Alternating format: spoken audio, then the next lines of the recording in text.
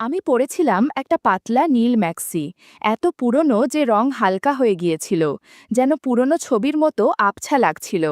মাথা নিচু করে যখন চুলে জল দিচ্ছিলাম, হঠাৎ অনুভব করলাম পেছন থেকে কেউ দাঁড়িয়ে আছে চুপচাপ। আমি শান্তভাবে বললাম, ভয় পাস না, আমি কিছু বলবো না।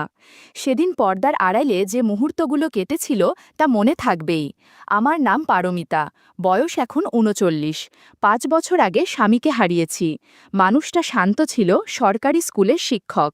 হঠাৎ একদিন অসুস্থ হয়ে চলে গেল। তখন অবন্তিকা ক্লাস 9-এ পড়ে। আমি একা দাঁড়িয়েছিলাম বারান্দায়, ম্যাক্সি পরে, আর রান্নাঘরের ভাতের হাঁড়ি থেকে ভাপ উঠছিল। সময়ের সঙ্গে অনেক কিছু বদলেছে। অবন্তিকা এখন বড়, ওর বিয়ের তোড়জোড় চলছে। আর আমি এখন এই বাড়ির দায়িত্বে, একজন মেয়ে থেকে এখন যেন একজন অভিভাবক।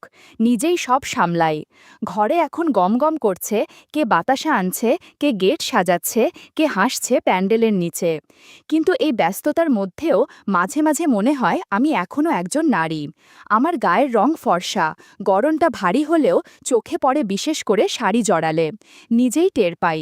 আর ম্যাক্সিতে নিজের গড়ন একটু বেশি বোঝা যায়, যদিও এখন আর আগের মতো আড়াল করার চেষ্টা করি না। বিয়েতে অনেক আত্মীয় এসেছে। একজনের নাম শুনে বুক ধক করে উঠল। অনিমেষ, আমার ভাগ্নে। বয়স ২২, কলেজে পড়ে। ছোটবেলায় ২-১ বার এসেছিল বাড়ি, তখন ছিল একেবারে বাচ্চা। এখন নাকি অনেক বদলে গেছে, ফর্সা, লম্বা আর দেখতে ভালো। তখনও বুঝিনি আসলে কিভাবে বদলেছে। বিয়ের ৩ দিন আগে এক সকালে উঠোনে কাপড় শুকোচ্ছিলাম। আঁচলে চাবি গুজে বারান্দার দরজায় দিতেই পেছন থেকে ডাক, বড় মামি। চমকে ঘুরে দাঁড়ালাম। দেখলাম ছায়ার মতো এক ফিগার, বলতে গেলে আগুন। হাত পা লম্বা, চোখে এক অদ্ভুত তীব্রতা। আমি একটু থমকে গেছিলাম। অদ্ভুত এক অনুভূতি হলো। বয়সের হিসাব যেন মুছে যেতে চাইল। চিনতে পারলেন না মামি? ওর প্রশ্নে আমি হেসে বললাম, তুই অনিমেষ? এই কি চেহারা রে, একেবারে বড় হয়ে গেছিস। ওর মুখে একরকম মুচকি হাসি, ঠোঁটের কোণে এক টান। বলল, আপনাকেই তো দেখে বড় হয়েছি, সেই জন্যই চেনা লাগে এখনো। কথাটা শুনে বুকের ভেতর যেন হালকা একটা ঢেউ খেলল। আমি জিজ্ঞেস করলাম, চা খাস? তোর পছন্দ তো মনে নেই? ও বলল, আপনার হাতে হলে ২ কাপ খেলেও চলবে। আমি হেসে রান্নাঘরের দিকে এগিয়ে গেলাম, কিন্তু বুঝলাম ও তখনও চৌকির ধারে দাঁড়িয়ে। আমি আঁচল গুছাতে গিয়েছিলাম, একটা হুক খুলে গিয়েছিল, জামার ভাঁজে একটু বিশৃঙ্খলা ছিল হয়তো, কিন্তু ঠিক করিনি মনে হলো। ও হঠাৎ বলল, আপনি একটুও বদলাননি মামি, আগের মতোই হাঁটেন, আগের মতোই কথা বলেন। আমি চুপ করে রইলাম। তারপর বললাম, তুই খুব বুঝে গেছিস এখন এসব। ও একটু এগিয়ে এসে বলল, শুধু বুঝি না, অনুভব করি। আমি অন্যদিকে তাকালাম, ঠোঁট কামড়ে, কিন্তু শরীর মন একরকম জড়তা নিয়ে দাঁড়িয়ে রইল কিছুক্ষণ। ও চলে যাওয়ার পর আয়নায় তাকিয়ে মনে হলো, নিজের মধ্যেই যেন অনেক প্রশ্ন জাগছে, যেগুলোর উত্তর আমি নিজেই জানি না। সেদিন বিকেল থেকে সন্ধ্যা পর্যন্ত চলল গান, আনন্দ আর আত্মীয়দের ব্যস্ততা। রাত গভীর হতেই আবার সেই একা ভাবটা ফিরে এলো। রাতের খাবার শেষ হতে হতে আকাশে জমে থাকা মেঘের ফাঁক দিয়ে ধীরে ধীরে জ্যোৎস্না নেমে এসেছিল। বিয়েবাড়ির রাতগুলোর এক একটারই আলাদা গন্ধ থাকে, কখনো স্মৃতির, কখনো অপেক্ষার। বাড়ির ছাদে তখন সবাই গোল হয়ে বসে, কেউ মোবাইলে গান চালাচ্ছে, কেউ গল্পে মেতে উঠেছে, পুরনো স্মৃতি তুলে ধরে হাসাহাসি করছে। আমি হালকা একটা নীল ম্যাক্সি পরে ছাদে উঠেছিলাম, চুল খোলা, চোখে কাজল দিইনি। তবু আয়নার বাইরে একটা ক্লান্ত কিন্তু শান্ত সৌন্দর্য যেন নিজেই ভেসে উঠছিল। অনিমেষ একটু দূরে দাঁড়িয়েছিল, শান্ত, চুপচাপ, কিন্তু দৃষ্টি যেন এক জায়গায় আটকে ছিল। আমি টের পাচ্ছিলাম, ওর চোখ মাঝে মাঝে আমার দিকে ফিরছে। আমার চলাফেরা, হাতের নড়াচড়া, চুপ করে বসে থাকা সব কিছু যেন আলাদা করে খেয়াল করছিল। অন্যেরা কিছুই বুঝছিল না, কিন্তু আমি ঠিকই বুঝতে পারছিলাম। একসময় আমি এক পাশে গিয়ে ছাদের এক কোণে রাখা চৌকিতে বসে পড়লাম। বাতাস আসছিল ধীরে ধীরে, ম্যাক্সির মধ্যে হালকা ঠান্ডা লাগছিল। জ্যোৎস্নার আলোয় সবকিছু একটু বেশি উজ্জ্বল আর হালকা লাগছিল, যেন কাপড়ের ছায়া ও আলোর মিশ্রণে শরীরের বাইরের আকার নয়, বরং উপস্থিতিটাই চোখে পড়ছিল বেশি। তখন কেউ খেয়াল না করলেও আমি বুঝতে পারলাম, অনিমেষ একটু একটু করে হেঁটে আমার দিকে এগিয়ে আসছে, চুপি চুপি, যেন সামনে কেউ না দেখে। আমি কিছু বলিনি। চারপাশে গল্পগুজবের আওয়াজ ছিল, কিন্তু মনে হচ্ছিল ওর আশা আমার কাছে ঠিকঠাকই ধরা পড়ছে। আমি চেয়ারের হ্যান্ডেলে কনুই রেখে একটু ঝুঁকে বসেছিলাম, এমনভাবে যাতে আরাম লাগে, আর মাথার পেছনে হালকা হাওয়া লাগছে। এমন সময় হঠাৎ একটু জোরে হাওয়া বইল। আমি কাপড় সামলাতে গিয়ে একটু অস্বস্তি টের পেলাম। মনে হলো কেউ হয়তো তাকিয়ে আছে, হয়তো নয়। ঠান্ডা বাতাসে ডা শিরশির করছিল। চোখ তুলে পাশে তাকাতেই দেখি অনিমেষ দাঁড়িয়ে আছে। মুখে কিছু নেই, কিন্তু চোখের দৃষ্টি গম্ভীর, ভাবলেশহীন, যেন কি বোঝাতে চাইছে। আমি তাকিয়েছিলাম কিছু সময়, তারপর নিজেই চোখ নামিয়ে নিলাম। ভিতরে কেমন যেন চাপা কাঁপুনি হচ্ছিল। মাথায় শুধু একটা ভাবনাই ঘুরছিল, ওর চোখে আমি আসলে কেমন। মনটাকে বুঝতে পারছিলাম না, কারণ চারপাশে এত মানুষের মাঝেও নিজেকে একা, দৃশ্যমান এবং লক্ষ্যবস্তু বলে মনে হচ্ছিল। আলো ছায়ার ভেতর দিয়ে আমার আর অনিমেষের নিঃশব্দ দৃষ্টির এই সংযোগ যেন কথার চেয়ে বেশি অর্থ বহন করছিল। সেই রাতটা অনেকের জন্য গল্পের, অনেকের জন্য হইচইয়ের, কিন্তু আমার জন্য ছিল এমন একটা রাত যেখানে জ্যোৎস্না শরীর ছুঁয়ে গেলেও মন ছুঁয়ে গিয়েছিল এক পুরনো রকমের অচেনা অনুভব, যেটার নাম হয়তো আমি জানি না, কিন্তু উৎসটা বুঝি অনিমেষের চোখ। সেই সমস্ত টানাপোড়েন নিয়ে আমি ঘুমিয়ে পড়লাম। সকালে যখন ঘুম ভাঙল, তখন পুরো বাড়ির বাতাসে ছিল এক ভিন্ন ধরনের গন্ধ, গায়ে হলুদের দিনের গন্ধ। হলুদের পেস্ট, চন্দনের ছোঁয়া, রান্নাঘর থেকে আসা তেলে ভাজার গন্ধ, আর মেয়েদের খিলখিল হাসি, সব মিলিয়ে যেন গোটা বাড়ি এক রঙিন উৎসবে মেতে উঠেছে। আমি তখন শাড়ির ভাঁজে চুল বেঁধে উঠোনে চেয়ার পেতে বসেছিলাম। ভাবছিলাম আজকের দিনটা হয়তো একটু শান্তিতে যাবে, কিন্তু অদ্ভুতভাবে মনে হচ্ছিল কিছু একটা অদৃশ্যভাবে চলমান, যেন কোথাও কিছু লুকিয়ে আছে আমার চোখের আড়ালে। এই যে বললাম, ঐশী আমার ছোট যা, বয়স হবে ৩৫, দেখতে আধুনিক, ফ্যাশন সচেতন, চলনে বলনে সবসময় আত্মবিশ্বাসী। ওর স্বামী অলোক সরকারি চাকরিতে, বছরের বেশিরভাগ সময় বাইরে থাকে। আমি জানি ঐশী এই বাড়িতে প্রায় একা সময় কাটায়, আর সেই নিঃসঙ্গতার ভেতর কিছু অনুভূতি গোপনে জন্ম নেয়। আমি আগেই বুঝে গিয়েছিলাম ওর চোখ অনিমেষের দিকে আগ্রহ নিয়ে তাকিয়েছে। আগের দিন ছাদে ও যেমন করে অনিমেষের দিকে হেসে তাকিয়েছিল, আর অনিমেষও যেমন চোখ ফেরাতে পারছিল না, সবকিছুই একটা ইঙ্গিত দিচ্ছিল। সকালে উঠে দেখি ঐশী সবার সঙ্গে নেই, ছাদে যাচ্ছে না, উঠোনেও দেখা নেই, মেয়েদের ভিড় থেকে দূরে। পরে দেখি ও নিজের ঘরের পর্দা টেনে দিয়েছিল, তারপর বারান্দার এক কোণ থেকে অদ্ভুতভাবে ইশারা করল। আমি জানতাম ও অনিমেষকে ডাকছে। হঠাৎ পাশের ঘর থেকে চাপা হাসির শব্দ ভেসে এলো। কিছু স্পষ্ট বোঝা যাচ্ছিল না, তবে গলায় একটা খুনসুটি মিশেছিল। আমি কৌতূহলী হয়ে দেয়ালের কাছে কান পাতলাম। তুই কলেজে কি সব শিখিস? ঐশীর গলায় দুষ্টুমির সুর। কি শিখি না শিখি আপনি দেখে নেন না, অনিমেষের উত্তর। আমি জানতাম এখানে হয়তো কিছুই হচ্ছে না, কিন্তু এই কথোপকথনের মধ্যে এক ধরনের খেলা ছলে টান স্পষ্ট ছিল। ঠিক তখনই ঘরের ভেতর কাপড় নড়ার মতো একটা আওয়াজ পেলাম। এরপর দরজার চৌকাঠে একটা হালকা শব্দ, ঘরটা বন্ধ হয়ে গেল। বাতাসে তখন এক অদ্ভুত নীরবতা। কিছু বলা হয়নি, কিন্তু ঘরের ভেতরে যেন কথার চেয়ে বেশি কিছু বোঝা যাচ্ছিল। আমি মনে মনে ভাবছিলাম, এই বাড়ির কোন ঘরে আলো জ্বলে আর কোন ঘরে নিভে যায় তা বোঝা বড় কঠিন। দুপুরটা ছিল শান্ত, সূর্য ঝলমল করছিল না, কিন্তু বাতাসে ছিল একরকম ভেজা গন্ধ, মাটির, হলুদের, রান্নার, ফুলের। মেয়েরা গায়ে হলুদের ব্যস্ততায় মেতে উঠেছিল। আমি আর ঐশী ঠিক করলাম পুকুরে গিয়ে একটু জল ছুঁয়ে আসি। সেই পুরনো পুকুর, বাঁধানো ঘাট, এক পাশে গাছের ছায়া, অন্য পাশে সূর্যের আলোয় জল ঝিলমিল করছে। আমি পরেছিলাম হালকা একটা পুরনো ম্যাক্সি, পাড়ে বসে সাবান দিয়ে কাপড় কাচ্ছিলাম, হাত জোড়া ফেনায় ভিজেছিল। ঐশী এসেছিল বেশ পরিপাটি হয়ে, পরনে পাতলা শাড়ি, স্লিভলেস ব্লাউজ, মাথায় শ্যাম্পু দিয়ে চুল ধুচ্ছিল। ঘাটের জল ফেনায় মাখামাখি হয়ে গিয়েছিল ওর চুল ধোয়াতে। আমি তাকিয়েছিলাম শান্তভাবে, এই মুহূর্তটা যেন ঠিক নিজের মধ্যেই গেঁথে নেওয়ার মতো ছিল। পুকুরের ঘাটে দাঁড়িয়ে দুই নারীর জীবন তখন যেন দুটো আলাদা স্রোত বইছিল। একজন স্মৃতি আর দায়িত্বের ভারে, অন্যজন নিজের খুঁজে পাওয়া বা হারানোর টানে। ও মাথা নিচু করে যখন চুল ভিজাচ্ছিল, তখন গায়ে পড়া পোশাকটা ভিজে গিয়েছিল, বাতাসে একটু নড়ছিল।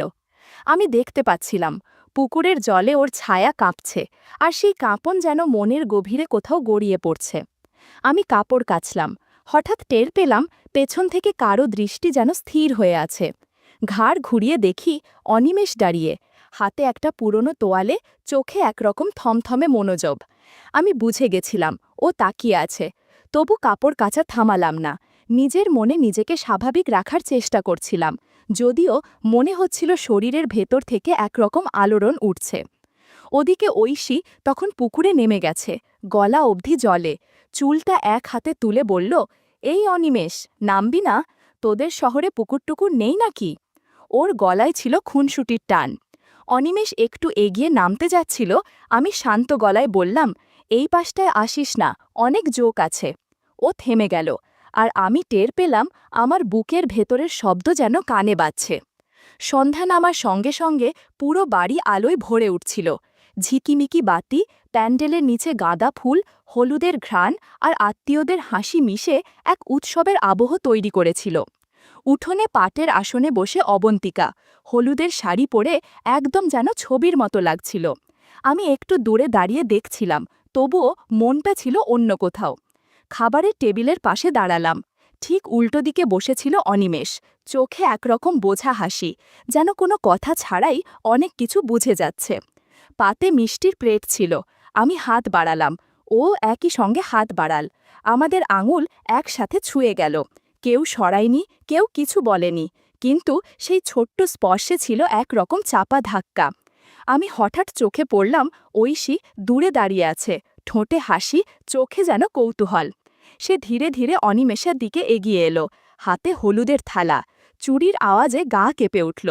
খুব সহজ গলায় বলল, আয় অনিমেষ, তোকে হলুদ মাখাবো। অনিমেষ একটু থমকে আমার দিকে একবার তাকাল। সেই মুহূর্তে মনে হচ্ছিল বুকের মধ্যে গরম কিছু ঢেউয়ের মতো বয়ে যাচ্ছে। ঐশী ওর গালে 1 চামচ হলুদ ছুঁয়ে দিয়ে বলল, রাঙিয়ে দিলাম তোকে। তারপর একবার তাকাল আমার দিকে। অনিমেষ প্রথমে অবন্তিকার গায়ে হালকা করে হাত ছোঁয়াল, তারপর আমার দিকেও এগিয়ে এসে মুখ না তুলেই আমার গালের পাশে হালকা ছোঁয়া দিয়ে উঠল। কেউ কিছু খেয়াল করল না, হাসি আর উৎসবের মধ্যে সেই মুহূর্ত হারিয়ে গেল। তবু আমি বুঝলাম এইটা শুধু হলুদের ছোঁয়া নয়, একটা অদৃশ্য পরিবর্তনের শুরু। তারপর অনিমেষ ঘুরে দাঁড়াল, একইভাবে ঐশীর গালেও হলুদের ছোঁয়া দিল। আমি বুঝলাম আমাদের মাঝে এখনও স্পষ্ট কিছু হয়নি, কিন্তু এক অদৃশ্য স্রোত যেন ঘুরে গেছে দুজনের মাঝখান দিয়ে। এই অনুভব কতদূর গড়াবে সেই প্রশ্নই মনে জমে থাকল সেদিন রাতে। হলুদের গন্ধে ভেজা সন্ধ্যা যখন পেরিয়ে যাচ্ছিল, তখন পুরো বাড়িটা ধীরে ধীরে নিস্তব্ধতায় ঢেকে যাচ্ছিল। আত্মীয়রা যে যার ঘরে, অনেকেই ঘুমিয়ে পড়েছে। আমি জানি এমন রাতেই কিছু সম্পর্ক নিঃশব্দে জেগে ওঠে। অলোক আগেই বলে গিয়েছিল সরকারি কাজে বাইরে যাবে। ঐশী জানত আজ রাত সে একাই থাকবে। হঠাৎ পুরো বাড়ির লাইট নিভে গেল। কেউ বলল শর্ট সার্কিট, লোড বেশি হয়ে গিয়েছে। ঘরের ভেতর হঠাৎ ঘন অন্ধকার, যেন এক একটা ঘর হয়ে গেল ছোট ছোট গুহার মতো। আমি মোম খুঁজে পাইনি। তখন দেখি নিচতলা থেকে একটা মাত্র মোমবাতির আলোয় অনিমেষ ধীরে ধীরে এগিয়ে আসছে। ওর চোখে আলো ছায়ার মিশেল, মুখে নীরবতা। আমি সিঁড়ির কোণ থেকে দেখছিলাম ও কোথায় যাচ্ছে। হঠাৎ দেখি ঐশীর ঘরের পর্দা সরে গেল। সে দরজায় দাঁড়িয়ে, স্নানের পর পরা হালকা পোশাক, হাতে একটুখানি ওড়না, চুল খোলা, চোখে কাজলের রেখা। ও নিচু গলায় কিছু বলল, আর অনিমেষ ধীরে ধীরে ঘরে ঢুকে গেল। আমি জানালার পাশ থেকে দাঁড়িয়ে দেখছিলাম। মোমবাতির আলোয় ঘরের ভেতরে দুজনের ছায়া কাছাকাছি আসছে। পর্দা একটু নড়ে উঠল, বিছানার কাপড় সরে গেল হালকা হাওয়ায়। সব কিছুই যেন শব্দ ছাড়া, কিন্তু স্পষ্ট অনুভবে ভরা। তখনই ঘরের ভেতর থেকে ভেসে এলো এক শান্ত কণ্ঠ, ভয় করিস না, আমি কাউকে বলবো না তুই এসেছিলি। সেই ঘরে আলো ছিল না, কিন্তু বাতাসের ভেতর ছিল এক গভীর নিঃশব্দ টান। আমি দাঁড়িয়েছিলাম, নড়তে পারছিলাম না। ভোরবেলা রান্নাঘর যেন এক যুদ্ধক্ষেত্র। চুলার ধোঁয়া, নারকেলের খোসা আর কাজের ব্যস্ততায় মেয়েদের কণ্ঠে ক্লান্তি। আমি তখন পুরনো একটা শাড়ি পরে হাঁটু পর্যন্ত তুলে ভাত বসাচ্ছিলাম। চোখ মুখ ঘামে ভিজে যাচ্ছিল, চুল এলোমেলো, শরীর ক্লান্ত, হাত জোড়া কাঁপছিল। ঠিক তখনই পেছন থেকে কারো উপস্থিতি টের পেলাম। নিঃশ্বাস না নীরব দৃষ্টির চাপ বোঝা যাচ্ছিল না, কিন্তু আমি জানতাম কে দাঁড়িয়ে। মনে হচ্ছিল একটা অনুভব জমে উঠছে, শব্দ ছাড়া, কথাহীন।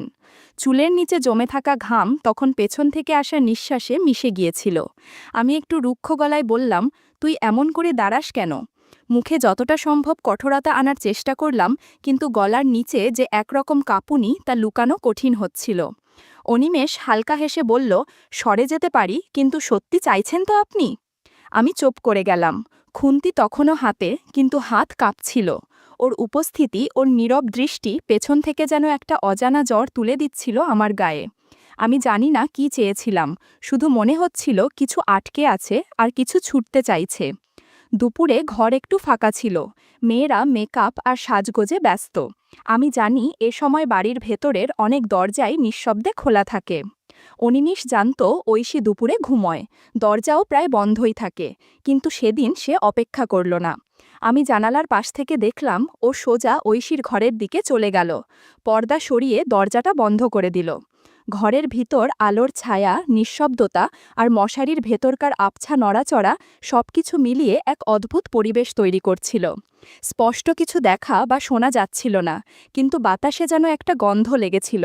সেটা হয়তো কারো ঘুম, কারো অপেক্ষা, অথবা কিছু চাপা অনুভূতির অবশিষ্ট। বিয়ের দিন সকালটা ছিল রঙে ও গন্ধে ভরপুর। রান্নাঘরের পাশে দাঁড়িয়ে ভাজার গন্ধ পাচ্ছিলাম, কানের কাছে নারকেলের নাড়ু বানানোর শব্দ। মেয়ে অবন্তিকা আজ এই বাড়ি থেকে সত্যিই বিদায় নেবে, কিন্তু আমার মন কোথায় যেন আটকে ছিল। অনিমেষ ব্যাগ হাতে চলে যাওয়ার প্রস্তুতিতে দাঁড়িয়ে, ঐশী সিঁড়ির ধারে চুপচাপ তাকিয়ে। মুখে কিছু নেই, চোখে চাপা কিছু রয়ে গেছে। হয়তো কোনো কথা হয়নি, কিন্তু কিছু একটাই থেমেছিল সময়। আমি পেছনে এক কোণায় দাঁড়িয়ে যেন নিজেকে লুকিয়ে রেখেছিলাম। ভেবেছিলাম ও চোখ তুলে তাকাবে না আর। কিন্তু হঠাৎ প্যান্ডেলের আলো একটু ঝিমিয়ে উঠল, ঠিক তখনই অনিমেষ থেমে দাঁড়িয়ে মাথা ঘুরিয়ে তাকাল। আমাদের চোখ একসাথে আটকে গেল। কোনো শব্দ ছিল না, কেবল একটানা নিঃশব্দ দৃষ্টি, যেটা অনেক কিছু বলে দিল। যেন একটা উপন্যাস, একটা অপ্রকাশ অনুভব ওই চোখের ভাষায় শেষ হলো। অনিমেষ চলে গেল। আমি জানালার পাশে এসে দাঁড়ালাম। বাতাসে একটা পুরনো কাপড় উঠছিল ধীরে ধীরে। মনে হচ্ছিল কেউ পাশে এসে দাঁড়িয়েছে। চোখ বন্ধ করলাম। একটানা নিঃশ্বাস নেওয়া গেল না, শুধু মনে হচ্ছিল কোথাও কিছু রয়ে গেছে অপ্রকাশ, কিন্তু অনুভবযোগ্য।